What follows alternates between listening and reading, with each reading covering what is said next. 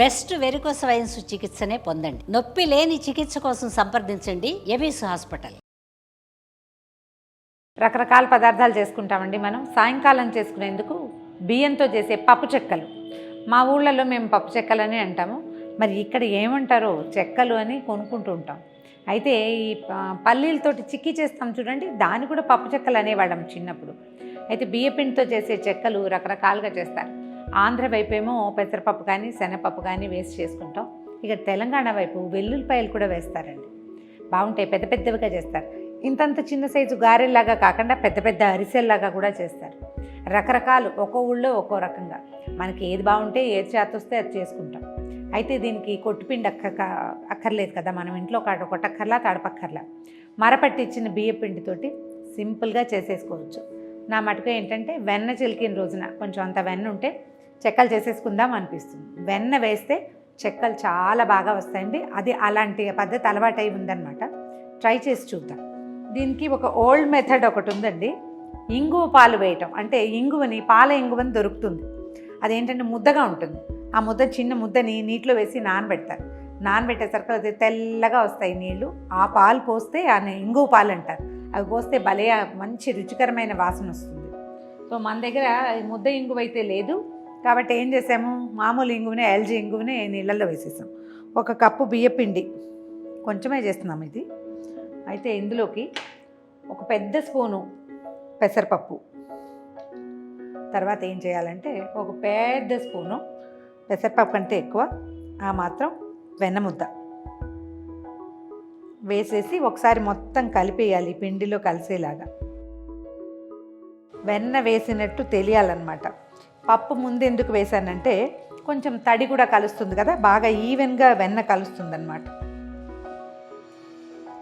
అయితే ఇది మనం ఎక్కువ చేసుకునేటప్పుడు ఏంటంటే నీళ్లు మొత్తంగా పోసేసి చపాతీని పిండి కలిపేసినట్టు కలుపుకోకూడదు, కొంచెం కొంచెం కలుపుకోవాలంటారు. సో అదొకటి ప్రాక్టీస్లో ఉంచుకోవాలన్నమాట. ఇది కొద్ది తక్కువ చేస్తాం, 1 కప్పే చేస్తున్నాం కాబట్టి మొత్తం కలిపేసుకోవచ్చు. ఎక్కువ చేసేటప్పుడు ఏంటంటే పిండికి మొత్తం మసాలాలన్నీ, పౌడర్లన్నీ వేసి కలిపేసి నీళ్ళు మాత్రం కొంచెం కొంచెం పోసుకోవాలి. చూడండి, ఒక రకమైన క్రమ్లీగా అయింది కదా, ఇలా ఉంటే బాగా వస్తాయి. దీనికి సరిపడా ఆ మాత్రం ఉప్పు, పచ్చికారం వేసుకుంటే బాగా చెక్కలు ఎర్రగా వస్తాయి వాళ్ళ ప్రాక్టీస్ని బట్టి. తర్వాత కొంచెం జీలకర్ర, తర్వాత అల్లము పచ్చిమిర్చి కలిపి దంచింది, ఇదే కారం. ఇందులోకి ఇంకా వేరే పచ్చికారాలు వేయమన్నమాట. తర్వాత కరివేపాకు,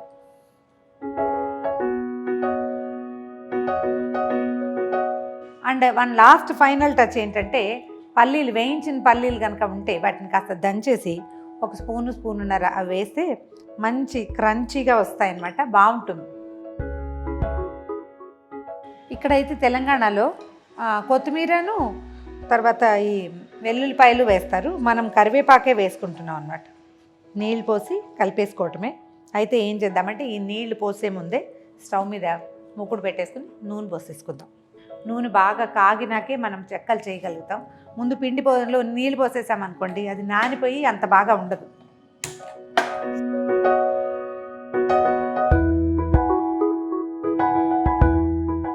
ఏదైనా లోతైన మందపాటి పెనం పెట్టుకుంటే సరిపోతుంది. మూకుడు మనం కొంచెం మందంగా ఉండేది పెట్టుకుంటే, ఏదైనా పిండి వంటకి ఇలాగే చేస్తాం కదా, పల్చటి మూకుడు పెట్టుకుంటే కొంచెం గబగబా మాడిపోతాయి. సో కాస్త స్టవ్ హైలో పెడదాం. ఇది కాగే లోపల మనము దీన్ని పిండిని కలిపేసుకుందాం. ఈ పిండి కలిపే దాంట్లో ఇంకొక మెథడ్ కూడా ఉందండి. ఒకవేళ వెన్న లేదనుకోండి, నూనె కాగబెట్టి కాగే నూనెని 1-2 గరిటెలు వేస్తే కూడా చాలా బాగుంటాయి చెక్కలు, మంచి క్రిస్ప్గా వస్తాయి. ఈవెన్ వెన్నేసినా కూడా వేసుకోవచ్చు, మన చాయిస్. ఈ ఇంగు కలిపెట్టిన నీళ్ళని పోసేస్తున్నానండి ఇందులో. మనం వెల్లుల్లిపాయలు అవి వేసుకునేటప్పుడు ఈ ఇంగుని వేసుకోకూడదు, మంచి ఇంగు వాసన వస్తుంది. వెల్లుల్లిపాయలు వేస్తే ఇంకా అవే.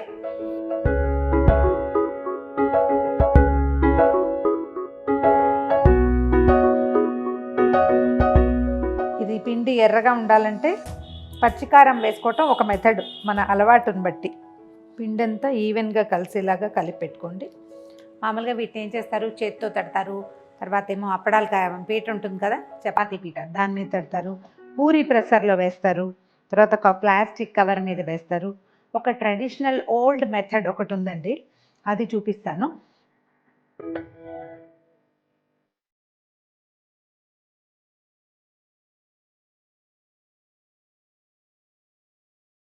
ఒక హ్యాండ్ టవల్ తీసుకోండి, ఏదైనా తెల్లది పంచ కానీ ఉత్తరీయం కానీ ఏదైనా పెట్టుకోవచ్చు. దీంట్లో ఏం చేయాలంటే ఉండలు మనకి కావాల్సిన అంతంత గ్యాప్లో పెట్టుకోవాలి. 6 ఉండలు పెట్టామనుకుందాం. ఇవి స్ప్రెడ్ అవ్వడానికి వీలుగా స్పేస్ ఉంచుకోవాలన్నమాట. దీన్ని దాని మీద కవర్ చేసేయండి కరెక్ట్గా. ఇలాంటిది ఏదైనా అమాందాస్తా లాంటిది కానీ ఏదైనా కంచు చెంబు కానీ దాంతో వీటికి ఒక మొట్టకాయ ముట్టండి, అంతే.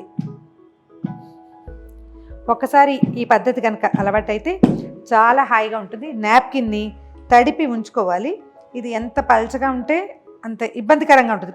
ఎక్కువ పల్చగా ఉండకూడదు, కొంచెం పల్చగా ఉండాలి. అప్పుడు మనకి తెలుస్తుందన్నమాట ఎంత సైజు వచ్చినాయి ఇవి అని. ఫస్ట్ టైం కొంచెం మందంగా వస్తాయి, రెండోసారి దీంతో ఎంత దెబ్బ కొట్టాలో మనకు అర్థమవుతుంది. దానికి ఇప్పుడు మన తీసుకున్నటువంటి పాత్రకి దీని సర్కంఫరెన్స్కి తగినట్టుగానే ఉండలు చేసుకోవాలి. పెద్ద పెద్ద ఉండలు చేస్తే ఇది కొంచెం పెద్దది కావాలన్నమాట. అది పెట్టి ఓ మొట్టకాయ కొడితే కరెక్ట్గా ఇలా వచ్చేస్తాయి. ఎప్పటికప్పుడు ఈ క్లాత్ని కొంచెం తడిగా చేసి ఉంచుకోవాలి. ఇది తడిపి ఉంచుకుంటే మనకి ఇవి ఈజీగా ఊడొచ్చేస్తాయి అన్నమాట. ఇంకా దీన్ని ఏం సవరించక్కర్లేదు, ఈజీగా వచ్చేస్తుంది. మనకు కావాల్సిన పాడానికి వేగిపోయింది, కాగింది నూనె. చూద్దాం.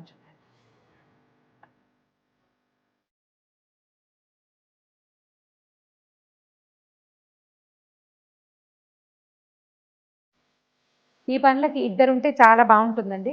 మనం ఒకళ్ళమే ఉంటే ఏం చేస్తాము, అలాగే కష్టపడి చేసుకోవాలి. ఎవరిని తెస్తాం ఇద్దరిని అని అడగండి. హస్బెండ్ ఉంటే వాళ్ళతో చేయించండి నిర్మోహమాటంగా. ఏదో ఒక పని చేయాలి వాళ్ళు. అయితే ఇది కాకపోతే మొట్టకాయలు కొట్టడమైనా చేయొచ్చు కదా ఈజీగా. ఎర్రగా కాలేక తీసేసుకోవటమే. చూడ్డానికి కరకరలాడుతున్నాయి చూడండి. ఒక బౌల్లో చిన్న టిష్యూ వేసి పెట్టుకుని అందులోకి తీస్తే ఏదైనా ఎక్సెస్ ఆయిల్ ఉంటే పీల్చేస్తుంది.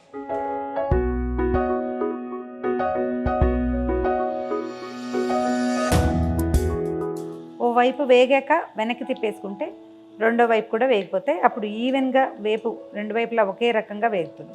ఈ మొత్తం ఉన్న ఉండలన్నీ చేసేసుకోవటం. అయితే ఒక 2-3 సూత్రాలు మనం పాటించాల్సింది ఏంటంటే, తక్కువ పిండి కాబట్టి ఒకేసారి కలుపుకున్నాం. పిండి డ్రై అయిపోతే చెక్కలు విడిపోతాయి.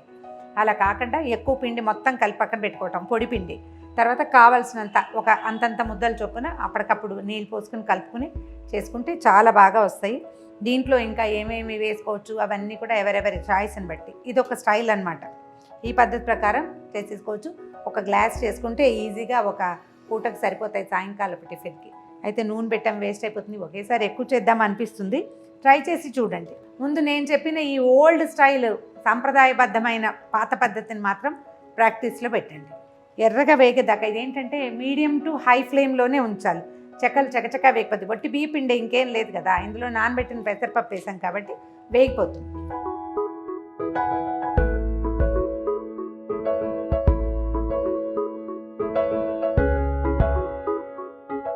కరకరలాడే బియ్యపిండి చెక్కలు రెడీ. అయితే మనం వీటిని డబ్బాలో వేసి పెట్టుకుంటే 15 days దాకా నిలువ ఉంటాయి. పై ఊళ్ళల్లో ఉండే పిల్లలకి, ఆఫీసుల్లో ఉండే పిల్లల కోసం చక్కగా చేసి పంపించవచ్చు. బియ్యపిండి ఫ్రెష్గా మనమే మరపట్టించుకుంటే బ్రహ్మాండంగా వస్తుంది. ఒక నిమ్మకాయ ఎంత వెన్న వేసి కాస్త పల్లీలు పొడి వేసి కనుక చేసుకుంటే, నేను చెప్పిన మొట్టకాయల ఐడియా మాత్రం ఫాలో అవ్వండి. దాని గురించి మీ ఉద్దేశం ఏంటో తెలియచేయండి. ఈ వీడియో కనుక మీకు నచ్చినట్లయితే లైక్ చేయండి, షేర్ చేయండి. మరిన్ని వీడియోల కోసం సుమన్ టీవీకి సబ్స్క్రైబ్ చేసుకోండి.